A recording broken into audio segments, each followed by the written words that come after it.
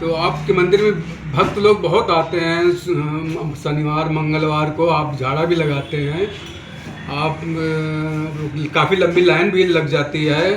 तो आप मुझे ये थोड़ा सा बताने की कृपा करें कि क्या ऐसा कारण है कि आपके छोटे से मंदिर में इतनी बालाजी की कृपा है कि आपके यहाँ बहुत सारे लोग भक्त आते हैं। तो मुझे भी थोड़ा सा ऐसा ज्ञान दें कि मुझे भी थोड़ा बालाजी का भक्ति प्राप्त हो, और थोड़ा सा मार्गदर्शन करें कि क्या ऐसा करें कि जैसे आप के यहाँ मंदिर में, छोटे से मंदिर में भक्तगण बहुत आते हैं और निस्वार्थ आप सेवा भी करते हो उनकी, तो ऐसा क्या, थोड़ा मुझे मार्गदर्शन दें। देखिए मुन्ना लाल जी, बहुत अच्छी बात पूछी है आपने। और आपने बीच बीच में ये भी शब्द कहा है कि आप निस्वार्थ भावना से ये काम करते हैं। सबसे मेन बात तो यही है कि भगवान किसी स्वार्थ के भूखे नहीं है। जहाँ भी कोई महात्मा हो, पंडित हो, गुरु हो, जो अपने भक्तों को आने पर फीस लेता है या वहाँ पर एक पैसे का मामला जरिया निर्मित करता है कि साहब यहाँ इतने की फीस कटेगी, पर्ची कटेगी, तब आदमी जाके हमसे मिलेगा, हमने तो ऐसा कभी सोचा ही नहीं। आप देखते हो भक्त लोग बैठते हैं और मैं खड़ा होकर झाड़ा लगवाता हूँ। हाँ जी गुरु जी, हमने देखा 5-5, 6-6 लोगों पर एक साथ झाड़ा लगाता हूँ मैं। ये बाबा की अद्भुत लीला है, अद्भुत कृपा है। मैंने कभी कोई ढोंग पाखंड ये सब किया ही नहीं, और इसीलिए यहाँ पर भक्त प्रभावित हैं। मैंने कोई बोर्ड भी नहीं लगा रखा, कहीं भी कोई पर्चे भी नहीं छपवाए, आज तक कोई कार्ड नहीं छपवाया।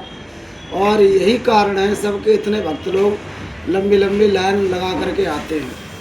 ये बालाजी की शक्ति भी है और भक्ति भी है, क्योंकि बाबा की कृपा हमेशा निस्वार्थ भक्तों पर ही होती है। जो कोई स्वार्थ या कामना रख करके काम किया जाता है तो फिर उस कामना की पूर्ति नहीं होती है। हमेशा एक चीज़ का ध्यान रखो। अगर आप कह रहे थे कि बाबा की भक्ति प्राप्त हो, बाबा की भक्ति प्राप्त करने के लिए एक ही मार्ग है, वो है निस्वार्थ भावना। क्योंकि प्रभु इतने बड़े शक्तिवान हैं, उनकी शक्ति पर भरोसा रखो, वो एक पल में कुछ भी दे सकते हैं।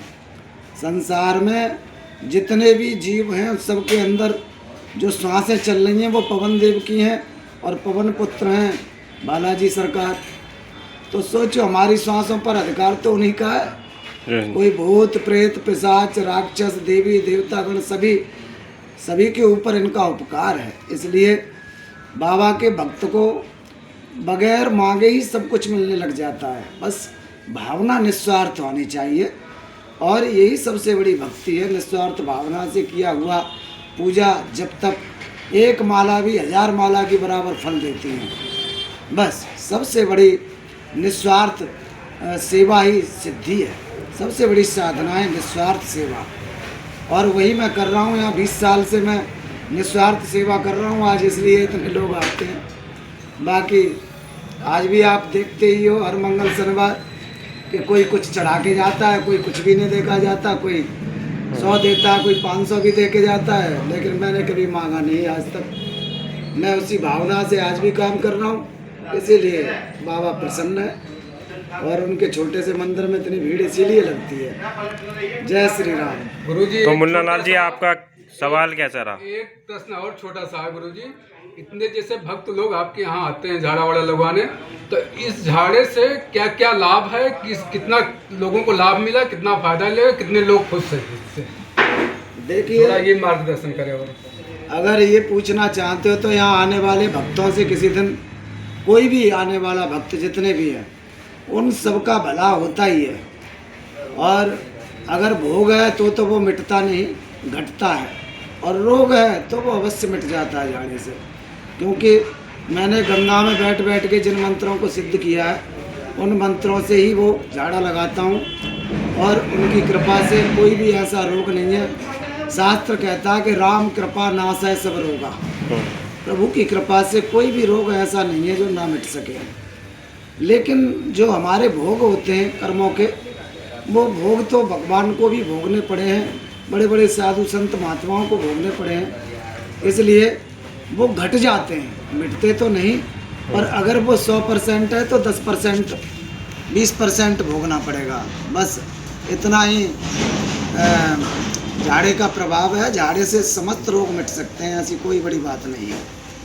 और मैं झाड़े से अगर चाहूँ तो पूरा ही उसका रोग खत्म कर सकता हूँ, लेकिन उसको भोगेगा कौन? इसलिए मैं बाबा पर छोड़ देता हूँ कि प्रभु आपको जितनी कृपा इनको देनी है उतनी ही दीजिए। मैं उसमें कोई अपना भाव नहीं रखता कि मैं ठीक करूँगा। ठीक करने वाले, कृपा करने वाले वही कृपा निधान है। इसमें मेरा कोई निजी स्वार्थ नहीं है। मैं तो निस्वार्थ भावना से ही झाड़ा लगाता हूँ।